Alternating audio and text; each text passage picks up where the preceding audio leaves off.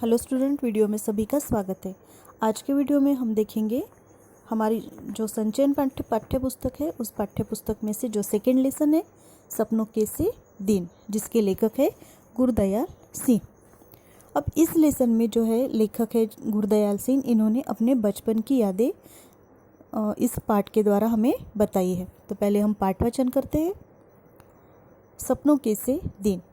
मेरे साथ खेलने वाले सभी बच्चों का हाल एक सा होता। नंगे पाँव, फटी मैली सी कच्ची और टूटे बटनों वाले कई जगह से फटे कुर्ते और बिखरे बाल। जब लकड़ी के ढेर पर चढ़कर खेलते, नीचे को भागते तो गिरकर कई तो जाने कहाँ कहाँ चोट खा लेते और पहले ही फटे पुराने कुर्ते तार तार हो जाते। धूल भरे कई जगह से छीले पाँव पिंडलिया या लहू के ऊपर जमी रेत मिट्टी से लथपथ घुटने लेकर जाते तो सभी की माँ बहनें उन पर तरस खाने की जगह और पिटाई करती। कईयों के बाप बड़े गुस्सेल थे, पीटने लगते तो यह ध्यान भी न रखते कि छोटे बच्चे के नाक मुंह से लहू बहने लगा है या उसके कहाँ चोट लगी है। परंतु इतनी बुरी पिटाई होने पर भी दूसरे दिन फिर खेलने चले आते। यह बात तब ठीक से समझ आई जब स्कूल अध्यापक बनने के लिए एक ट्रेनिंग करने गया और वहाँ बाल मनोविज्ञान का विषय पढ़ा। बाल मनोविज्ञान में इसका मतलब होता है चाइल्ड साइकोलॉजी। ऐसी बातों के बारे में तभी जान पाया कि बच्चों को खेलना क्यों इतना अच्छा लगता है कि बुरी तरह पिटाई होने पर भी खेलने चले आते हैं। मेरे साथ खेलने वाले अधिकतर साथी हमारे जैसे ही परिवारों के हुआ करते। सारे मोहल्ले में बहुत परिवार तो हमारी तरह आसपास के गांव से ही आकर बसे थे। 2-3 घर साथ की उजड़ी सी गली में रहने वाले लोगों के थे। हमारी सभी की आदतें भी कुछ मिलती जुलती थी। उनमें से अधिक तो स्कूल जाते ही नहीं थे। जो कभी गए भी पढ़ाई में रुचि न होने के कारण किसी दिन बस्ता तालाब में फेंक आए और फिर स्कूल गए ही नहीं। न ही माँ बाप ने ज़बरदस्ती भेजा। यहाँ तक कि परचुनिये आड़तये भी अपने बच्चों को स्कूल भेजना ज़रूरी न समझते थे। कभी किसी स्कूल अध्यापक से बात होती तो कहते, मास्टर जी, हमने इसे क्या तहसीलदार लगवाना है? थोड़ा बड़ा हो जाए तो पढ़त घनश्याम दास के लंडे पढ़वाकर दुकान पर भैया लिखने लगा लेंगे। पंडित 6-8 महीने में लंडे का वहाँ पे मीनिंग दिया हुआ है ऑलरेडी। हिसाब किताब लिखने की पंजाबी प्राचीन लिपि और मुनिमी का सभी काम सिखा देगा। वहाँ तो अभी तक अलिफ बे जिमच भी सीख नहीं पाया।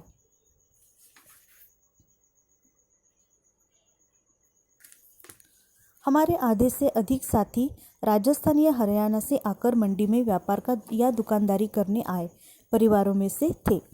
जब बहुत छोटे थे तो उनकी बोली कम समझ पाते। उनके कुछ शब्दों सुनकर हमें हंसी आने लगती, परंतु खेलते तो सभी एक दूसरे की बात खूब अच्छी तरह समझ लेते।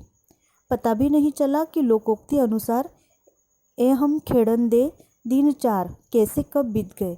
हम में से कोई भी ऐसा न था जो स्कूल के कमरे में बैठकर पढ़ने को कैद न समझता हो। कुछ अपने माँ बाप के साथ जैसा भी था काम कराने लगे। बचपन में घास अधिक हरी और फूलों की सुगंध अधिक मनमोहक लगती है। यह शब्द शायद आधी शती पहले किसी पुस्तक में पढ़े थे, परंतु आज तक याद है।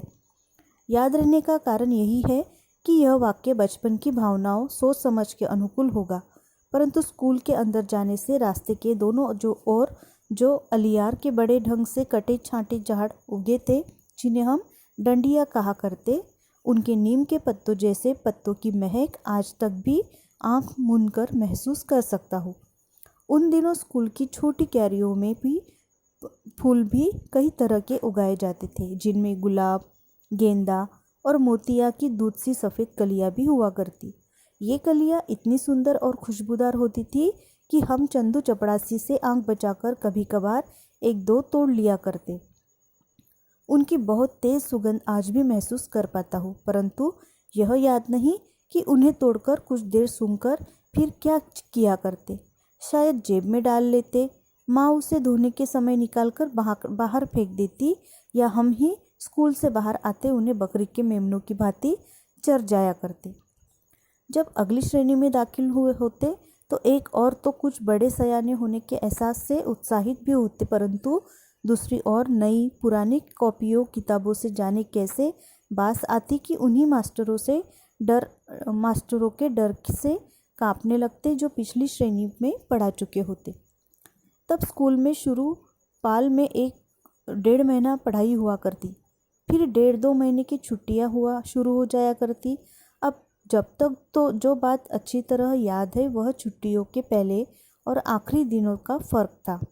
पहले 2-3 सप्ताह तो खूब खेल कूद हुआ करती। हर साल ही माँ के साथ ननिहाल चले जाते। वहाँ नानी खूब दूध दही मक्खन खिलाती, बहुत प्यार करती। छोटा सा पिछड़ा गांव था, परंतु तालाब हमारी मंडी के तालाब जितना ही बड़ा था। दोपहर तक तो उस तालाब में नहाते, फिर नानी से जो जी में आता मांग कर खाने लगते। नानी हमारे बोलने के ढंग या कम खाने के कारण बहुत खुश होती। अपने पोतों को हमारी तरह बोलने और खाने पीने को कहती। जिस साल ननिहाल न जा पाते उस साल भी अपने घर से थोड़ा बाहर तालाब पर चले जाते। कपड़े उतार पानी में कूद जाते और कुछ समय बाद भागते हुए एक रेतीले टीले पर जाकर रेत के ऊपर लेटने लगते। गीले शरीर को गर्म रेत से खूब लथपथ कर उसी तरह भागते। किसी ऊंची जगह से तालाब में छलांग लगा देते। रेत को गंदले पानी से साफ कर फिर टीले की ओर भाग जाते। याद नहीं कि ऐसा 5-10 बार करते या 15-20 बार। कई बार तालाब में कूदकर ऐसे ही हाथ पांव हिलाने लगते जैसे बहुत अच्छे तैराक हो, परंतु 1-2 को छोड़ मेरे किसी साथी को तैरना नहीं आता था। कुछ तो हाथ पांव हिलाते हुए गहरे पानी में चले जाते, तो दूसरे उन्हें बाहर आने के लिए किसी भैंस के सींग या दुम पकड़कर बाहर आने की सलाह देते। उन्हें ढांढस बंधाते। कूदते समय मुंह में गंदला पानी भर जाता तो बुरी तरह खांसते। कई बार ऐसा लगता कि सांस रुकने लगी है, परंतु हाय हाय करते किसी न किसी तरह तालाब के किनारे पहुंच जाते। फिर छुट्टियां बीतने लगती तो दिन गिनने लगते। प्रत्येक दिन डर बढ़ता चला जाता। खेलकूद और तालाब में नहाना भी भूलने लगता। मास्टरों ने जो छुट्टियों में करने के लिए काम दिया होता उसका हिसाब लगाने लगते। जैसे हिसाब के मास्टर जी 200 से कम सवाल कभी न बताते। मन में हिसाब लगाते कि यदि 10 सवाल रोज निकाले तो 20 दिन में पूरे हो जाएंगे। जब ऐसा सोचना शुरू करते तो छुट्टियों का 1 महीना बाकी हुआ करता। एक एक दिन गिनते 10 दिन खेलकूद में और बीत जाते। स्कूल की पिटाई का डर और बढ़ने लगता, परंतु डर भुलाने के लिए सोचते कि 10 की क्या बात, सवाल तो 15 भी आसानी से रोज निकाले जा सकते हैं। जब ऐसा हिसाब लगाने लगते तो छुट्टियां कम होते होते जैसे भागने लगती। दिन बहुत छोटे लगने लगते। ऐसा महसूस होता जैसे सूरज भागकर दोपहर में ही छिप जाता हो। जैसे जैसे दिन छोटे होने लगते स्कूल का भय बढ़ने लगता। हमारे कितने ही सहपाठी ऐसे भी होते जो छुट्टियों का काम करने की बजाय मास्टरों की पिटाई अधिक सस्ता सौदा समझते। हम जो पिटाई से बहुत डरा करते उन बहादुरों की भांति ही सोचने लगते। ऐसे समय हमारा सबसे बड़ा नेता ओमा हुआ करता था। हम सभी उसके बारे में सोचते कि हमारे में उस जैसा कौन था। कभी भी उस जैसा दूसरा लड़का नहीं ढूंढ पाते थे। उसकी बातें, गालियाँ, मार पिटाई का ढंग तो अलग था ही, उसकी शक्ल सूरत भी सबसे अलग थी। हांडी जितना बड़ा सिर, उसके ठिगने 4 बालिश के शरीर पर, ऐसा लगता है जैसे बिल्ली के बच्चे के माथे पर तरबूज रखा हो। इतने बड़े सिर में नारियल किसी आँखों वाला बंदरिया के बच्चे जैसा चेहरा और भी अजीब लगता। लड़ाई वह हाथ पांव नहीं सिर से किया करता था।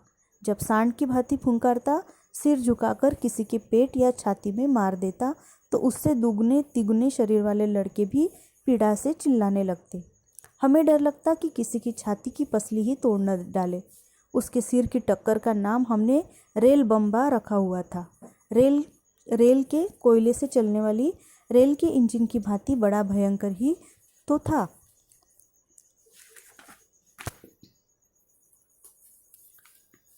हमारा स्कूल बहुत छोटा था। केवल छोटे छोटे 9 कमरे थे जो अंग्रेजी अक्षर के एच की भांति बने थे।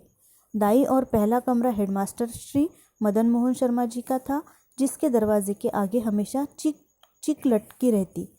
स्कूल की प्रेयर प्रार्थना के समय वह बाहर आते और सीधी कतारों में कत्केल अनुसार लड़के खड़े लड़कों को देख उनका गोरा चेहरा खिल उठता।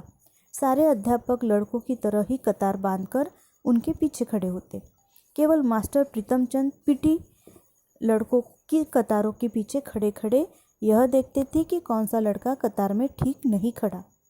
उनकी घुड़गी तथा टुड्डों के भय से हम सभी कतार के पहले और आखिरी लड़के का ध्यान रखते, सीधे कतार में बने रहने का प्रयत्न करते।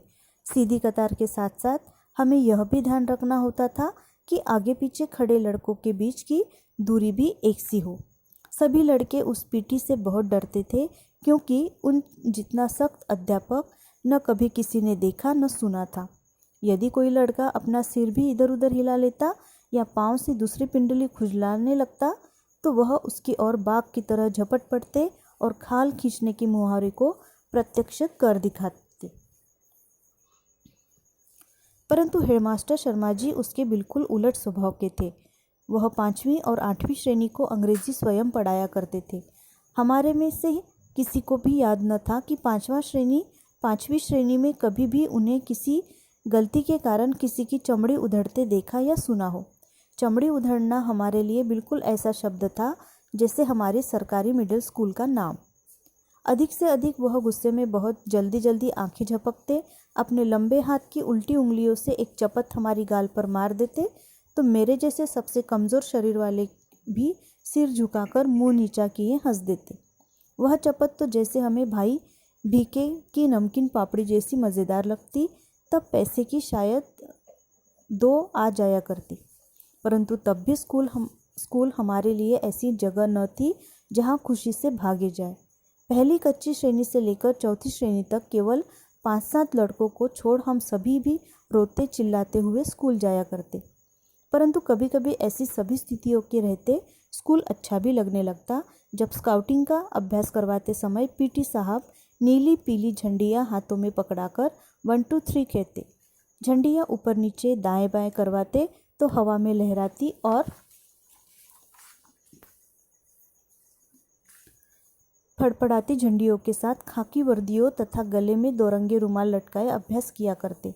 हम कोई गलती न करते तो वह अपनी चमकीली आंखें हल्के से झपकाते कहते, शाबाश, वेल बिगिन अगेन, 1 2 3 3 2 1। उनकी एक शाबाश ऐसे लगने लगती जैसे हमने किसी फौज के सभी तमगे जीत लिए हो। कभी यही एक शाबाश सभी मास्टरों की ओर से हमारी सभी कॉपियों पर साल भर की लिखी गुड़ का बहुवचन से अधिक मूल्यवान लगने लगती। कभी ऐसा भी लगता कि कई साल की सख्त मेहनत से प्राप्त की पढ़ाई से भी पीटी साहब की डिसिप्लिन में रहकर प्राप्त की गुडविल बहुत बड़ी थी। परंतु यह भी एहसास रहता कि जैसे गुरुद्वारे का भाई जी कथा करते समय बताया करता कि सतगुरु के भय से ही प्रेम जागता है, ऐसे ही पीटी साहब के प्रति हमारी प्रेम की भावना जग जाती।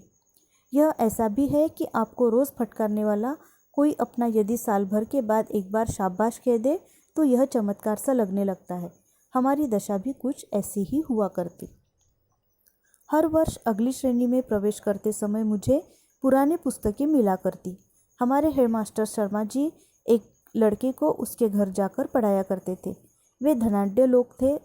उनका लड़का मुझसे 1-2 साल बड़ा होने के कारण मेरे से एक श्रेणी आगे रहा। हर साल अप्रैल में जब पढ़ाई का नया साल आरंभ होता तो शर्मा जी उसकी 1 साल पुरानी पुस्तकें ले आते।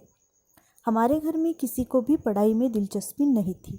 यदि नई किताबें लानी पड़ती जो तब 1-2 रुपये में आ जाया करती तो शायद इसी बहाने पढ़ाई तीसरी चौथी श्रेणी में ही छूट जाती। कोई 7 साल स्कूल में रहा तो एक कारण पुरानी किताबें मिल जाना भी था।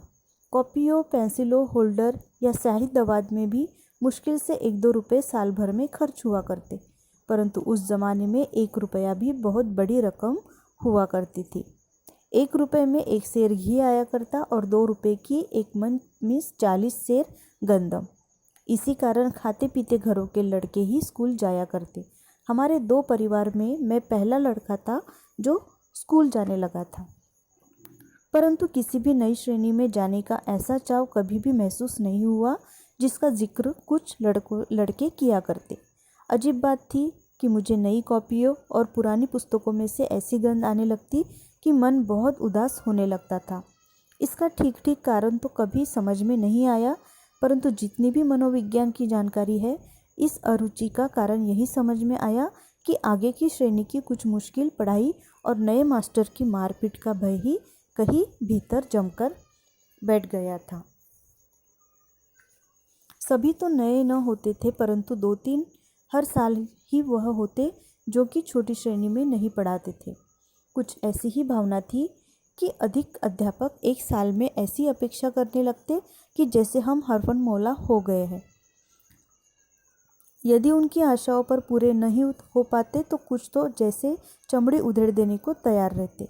इन्हीं कुछ कारणों से केवल किताबों कॉपियों की गंध से ही नहीं, बाहर के बड़े गेट से 10-15 गज दूर स्कूल के कमरे तक रास्ते के दोनों ओर जो आलिया के झाड़ उगे थे, उनकी गंध भी मन उदास कर दिया करती। परंतु स्कूल 1-2 कारणों से अच्छा भी लगने लगा था। मास्टर प्रीतमचंद जब हम स्काउटों को परेड करवाते तो लेफ्ट राइट की आवाज़ या मुंह में ली व्हिसल से मार्च कराया करते। फिर राइट टर्न या लेफ्ट टर्न या अबाउट टर्न कहने पर छोटे छोटे बूटों की एड़ियों पर दाएं बाएं या एकदम पीछे मुड़कर बूटों की ठक ठक करते अकड़कर चलते तो लगता जैसे हम विद्यार्थी नहीं, बहुत महत्वपूर्ण आदमी हो, फौजी जवान। दूसरे विश्व युद्ध का समय था, परंतु हमारी नाभा रियासत का राजा अंग्रेज़ों ने 1923 में गिरफ्तार कर लिया था और तमिलनाडु में कोडाईकनाल में ही जंग शुरू होने से पहले उसका देहांत हो गया था। उस राजा का बेटा कहते थे अभी विलायत में पढ़ रहा था, इसलिए हमारे देसी रियासत में भी अंग्रेज़ की ही चलती थी। फिर भी राजा के न रहते अंग्रेज़ हमारी रियासत के गांव से जबरन भर्ती नहीं कर पाया था। लोगों को फौज में भर्ती करने के लिए जब कुछ अफसर आते तो उनके साथ कुछ नौटंकी वाले भी हुआ करते। वे रात को खुले मैदान में शामियाने लगाकर लोगों को फौज के सुख आराम बहादुरी के दृश्य दिखाकर आकर्षित किया करते। उनका एक गाना अभी भी याद है। कुछ मस्करे अजीब सी वर्दियाँ पहने और अच्छे बड़े फौजी बूट पहने गाया करते थे। भर्ती हो जा रे रंगरूट, भर्ती हो जा रे, अठे मीले से टूटे लीतर, उठे मिलंदे बूट, भर्ती हो जा रे रंगरूट, भर्ती हो जा रे, अठे पहन से फटे पुराने, उठे मिलेंगे सूट।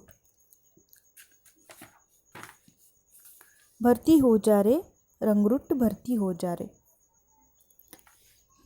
इन्हीं बातों से आकर्षित हो कुछ नौजवान भर्ती के लिए तैयार हो जाया करते। कभी कभी हमें भी महसूस होता कि हम भी फौजी जवानों से कम नहीं। धोबी की धुली वर्दी और पॉलिश किए बूट और जुराबों को पहने जब हम स्काउटिंग की परेड करते तो लगता हम फौजी ही है। मास्टर प्रीतमचंद को स्कूल के समय में कभी भी हमने मुस्कुराते या हंसते न देखा था।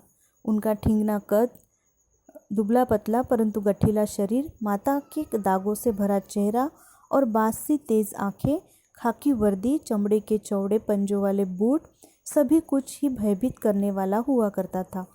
उनके बूटों की ऊंची एड़ियों के नीचे भी खुर्रियाँ लगी रहती, जैसे तांगे के घोड़े के पैरों में लगी रहती है। अगले हिस्से में पंजों के नीचे मोटे सिरों वाले कील ठुके होते। यदि वह सख्त जगह पर भी चलते तो खुरियों और कीलों के निशान वहाँ भी दिखाई देते। हम ध्यान से देखते, इतने बड़े और भारी भारी बूट पहनने के बावजूद उनके टखनों में कहीं मोच तक नहीं आती थी। उनको देखकर हम यदि घरवालों से बूटों की मांग करते तो माँ बाप यही कहते कि टखने टेढ़े हो जाएंगे, सारी उम्र सीधे न चल पाओगे।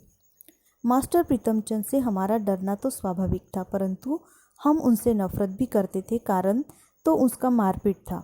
हम सभी को जो मेरी उम्र के हैं वह दिन नहीं भूल पाया जिस दिन वह हमें चौथी श्रेणी में फारसी पढ़ाने लगे थे।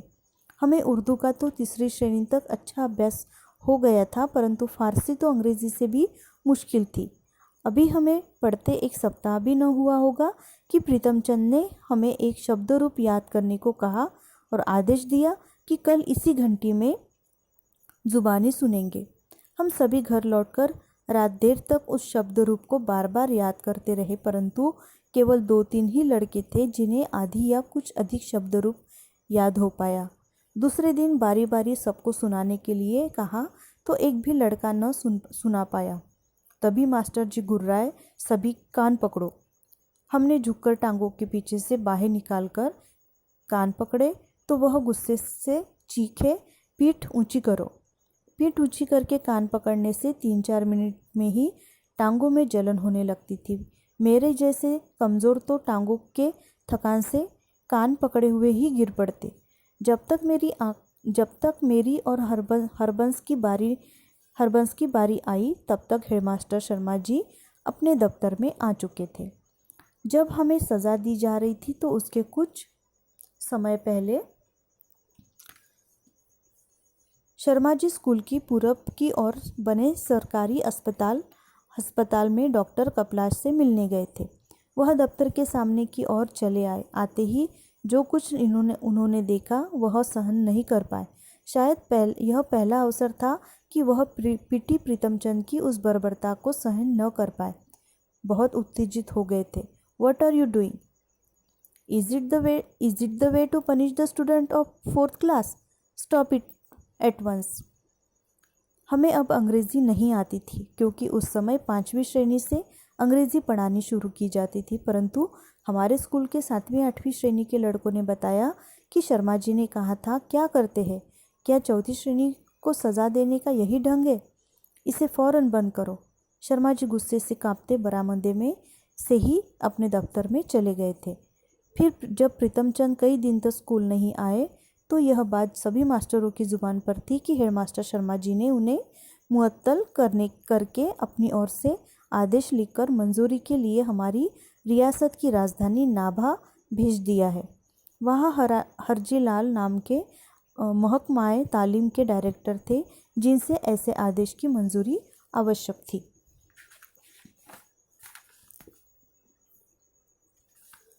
उस दिन के बाद यह पता होते हुए भी कि पीटी प्रीतमचंद को जब तक नाभा से डायरेक्टर बहाल नहीं करेंगे तब तक वह स्कूल में कदम नहीं रख सकते। जब भी फारसी की घंटी बजती है तो हमारी छाती धक धक करती, फटने को आती, परंतु जब तक शर्मा जी स्वयं या मास्टर नौहरिया राम जी कमरे में फारसी पढ़ाने न आ जाते हमारे चेहरे मुरझाए रहते। फिर कई सप्ताह तक पीटी मास्टर स्कूल नहीं आए। पता चला कि बाज़ार में एक दुकान के ऊपर उन्होंने एक जो छोटी छोटी खिड़कियों वाला चौबारा किराए पर ले रखा था वही आराम से रह रहे थे। कुछ 7वीं-8वीं के विद्यार्थी हमें बताया करते कि उन्हें मुअत्तल होने की रत्ती भर भी चिंता नहीं थी। पहले की तरह ही आराम से पिंजरे में रखे 2 तोतों को दिन में कई बार भिगोकर रखे बादामों की गिरियों का छिलका उतारकर उन्हें खिलाते, उनसे बातें करते रहते थे। उनके वे तोते हमने भी कई बार देखे थे। हम उन बड़े लड़कों के साथ उनके चौबारे में गए थे जो लड़के पीटी साहब के आदेश पर उनके घर का काम करने जाया करते, परंतु हमारे लिए यह चमत्कार ही था कि जो प्रीतमचंद बिल्ला मार मार कर हमारी चमड़ी तक उधेड़ देते वह अपने तोतों से मीठी मीठी बातें कैसे कर लेते थे। क्या तोतों को उनकी दहकती भूरी आंखों से भय न लगता था? हमारी समझ में ऐसी बातें तब नहीं आती थी, बस एक तरह इन्हें अलौकिक ही मानते थे। तो इस पाठ के लेखक हैं उन्होंने अपने बचपन की स्कूल के दिनों की बातें बताई है। वो कौन से उनके जो टीचर थे वो कितना उस टीचर से नफ़रत करते थे और जब उन टीचर को अध्यापक ने हेडमास्टर ने स्कूल से निकाल दिया तब उसका जो रूप है वो अलग ही रूप इन लेखक को दिखाई दिया। तो लेखक ने क्या रूप देखा और क्या क्या बातें लेखक ने यहाँ पे बताई है हम उसका जो अर्थ है वो नेक्स्ट वीडियो में देखेंगे। आपको ये लेसन पढ़कर रखना है, सपनों के से दिन, जिसके लेखक है Gurdayal Singh. Thank you, take care.